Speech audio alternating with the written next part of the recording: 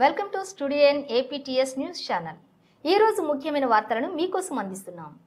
చంద్రబాబు నాయుడు తనపై ఎంతో నమ్మకంతో ఎంతో కీలకమైన ఎన్విరాన్మెంట్ మేనేజ్మెంట్ కార్పొరేషన్ చైర్మన్ పదవి ఇవ్వటం పట్ల తెలుగుదేశం పార్టీ సీనియర్ నాయకులు పోలంరెడ్డి దినేష్ రెడ్డి ఆనందం వ్యక్తం చేశారు. తెలుగుదేశం పార్టీని నమ్ముకున్న వాళ్లకు చంద్రబాబు, లోకేష్ సరైన గుర్తింపు ఇస్తారని ఈ సందర్భంగా తెలిపారు. స్టూడియో ఎన్ ఛానల్ నెల్లూరు ప్రతినిధి హరిబాబుతో ఈ సందర్భంగా ప్రత్యేకంగా మాట్లాడటం జరిగింది. అందరికీ నమస్కారం.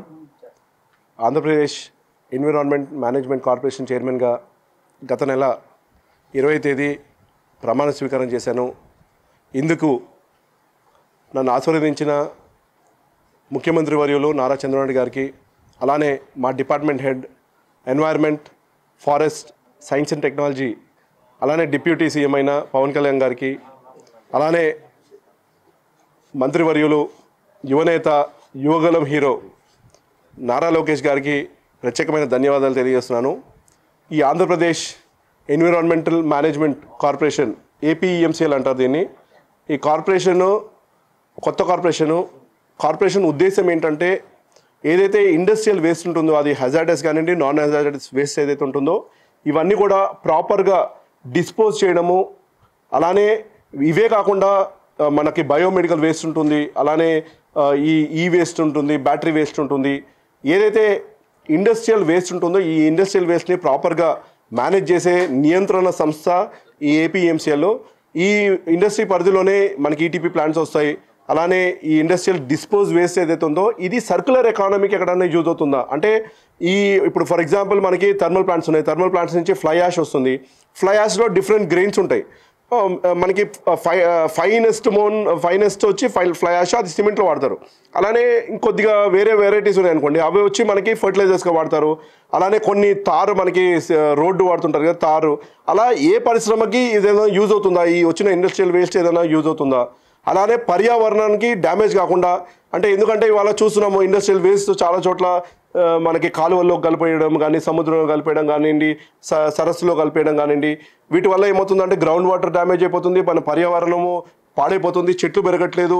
అలానే ఆ నీళ్లు తాగి చాలామందికి జబ్బులు పాలు పడే అవకాశం కూడా ఉంది. ఇవన్నీ కూడా అంటే ప్రజలకి ఉపయోగపడేటట్టు, పర్యావరణాన్ని కాపాడుకునే విధంగా మా ఏదైతే ఏపీఎంసీఎల్ ఉంటుందో, ఆంధ్రప్రదేశ్ ఎన్విరాన్మెంట్ మేనేజ్మెంట్ కార్పొరేషన్ ఏదైతే ఉంటుందో, మేము నియంత్రించి ఇండస్ట్రీస్ అన్నీ కూడా విజిట్ చేసి వాటిని తనిఖీ చేసి అక్కడ సరైన ఏదైతే ఈటీపీ ప్లాంట్స్ కానివ్వండి, అంటే డిస్పోజ్ చేసేటప్పుడు ఏదైనా డిస్పోజల్ లిక్విడ్ వేస్ట్ ఉందనుకోండి, వాటర్ని వదిలేటప్పుడు ఈటీపీ ప్లాంట్స్ పెట్టుకొని ఆ వాటర్ని సక్రమంగా వదులుతున్నారా లేదా అనేది అవన్నీ కూడా మా పర్యవేక్షణలోనే జరుగుతుంది.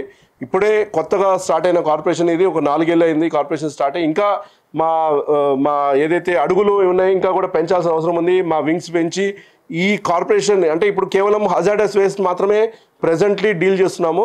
ఇవన్నీ కూడా రానున్న ఏదైతే నా టెన్యూర్ ఉంటుందో దాంట్లో ఖచ్చితంగా ఈ వేస్ట్ కానివ్వండి, నాన్ హజార్డస్ వేస్ట్ కానివ్వండి, బయోమెడికల్ వేస్ట్ కానివ్వండి, లిక్విడ్ వేస్ట్ కానివ్వండి, ఇవన్నీ కూడా ఈ సంస్థ పరిధిలోకి తీసుకొచ్చి అన్నీ కూడా మేము మానిటర్ చేసేటట్టు, ఇప్పటికే అంటే పర్యావరణాన్ని కాపాడుకోవడానికి టెక్నాలజీ కూడా ఇంటిగ్రేట్ చేసి ఇప్పటికే మేము యాప్ డెవలప్ చేయడం జరిగింది. ఆ యాప్ ద్వారా ఇండస్ట్రీస్ ఎవరైతే ఇప్పుడు ఒక ఇండస్ట్రీస్ వేస్ట్ జనరేట్ చేస్తున్నారు అనుకుంటే, ఆ వేస్ట్ ఎంత జనరేట్ చేస్తున్నారు, ఏమేమి వేస్ట్ జనరేట్ చేస్తున్నారు అన్నీ కూడా మేము ట్రాక్ చేస్తున్నాము. వాటిని ఎవరికైనా అవసరం అయితే వాళ్ళు కొనుగోలు చేసేటట్టు ఆ పోర్ట్ఫోలియోని కూడా ఇప్పటికే పోర్టల్ని డెవలప్ చేయడం జరిగింది. దాన్ని ఇంకా అడ్వాన్స్డ్ పోర్టల్ తీసుకెళ్ళి ఈవెన్ లాజిస్టిక్స్ ఏవైతే ఉంటాయి, అంటే ఇప్పుడు హజార్డస్ వేస్ట్ ఉంది అనుకోండి, ఏదన్నా హానికరమైన పదార్థాలు, ఎక్స్ప్లోజివ్ పదార్థాలు కానీ ఇండస్ట్రియల్ వేస్ట్గా వస్తే అవి ప్రాపర్గా మేనేజ్ అయ్యేటట్టు, దానికి లాజిస్టిక్స్ కూడా సొల్యూషన్ మేము ఏపీఎంసీఎల్ ఇచ్చేటట్టు రానున్న రోజుల్లో కూడా మా చర్యలన్నీ కూడా ఉంటూ సంస్థని ఏ విధంగా ఏ లక్ష్యంతో అయితే స్థాపించారో, అలానే ఇవాళ పర్యావరణానికి నారా చంద్రబాబు గారు, అలానే నారా లోకేష్ గారు, ముఖ్యంగా డిప్యూటీ సీఎం, అలానే environment, forest and science and technology minister అయిన పవన్ కళ్యాణ్ ఏ ఉద్దేశంతో అయితే పర్యావరణ పరిరక్షణకి టాప్ ప్రయారిటీ ఇస్తున్నారు. ఇది కేవలం మన రాష్ట్రమే కాదు, కేంద్ర ప్రభుత్వం అలానే బయట ఉన్న యునైటెడ్ నేషన్స్ కూడా దీని మీద ఎక్కువ ఎంఫసైజ్ చేస్తున్నాయి.